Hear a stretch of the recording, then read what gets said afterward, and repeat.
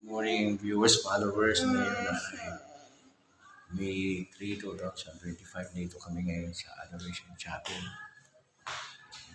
Dito ako pumupunta ng high school ako at ng college para mag-pray. Nagyan ang aking mga plano sa buhay. Kaya after college ko, 3 years ako nag-work sa Cebu. After 3 years, na-achieve ko yung vision ko doon papunta to pass the licensure examination for the year, September 2012. At May 15, 2013 ay na permanent teacher ako until now.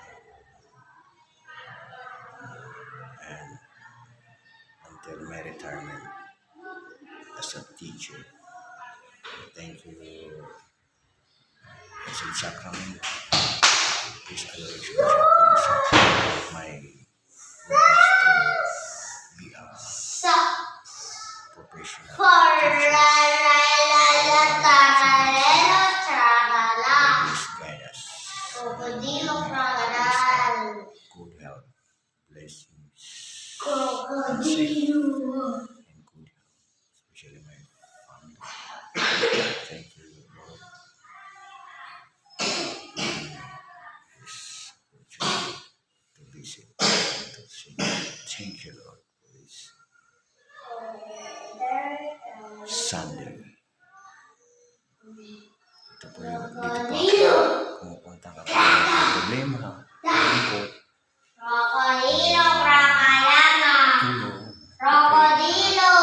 crocodile, dito ako pumupunta cappuccino, at sabihin ang mga crocodilo. problema ko para mawala yung problema ko at magkaroon na positive mindset at para maging maayos yung buhay ko. Salamat sa iyo, Lord, kasi hindi mo ako pinabayaan. Ito yung anak ko. Kaya kami, lalo na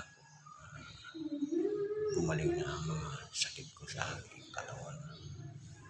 Patuloy ako lingkod sa bayan at sa kabataan.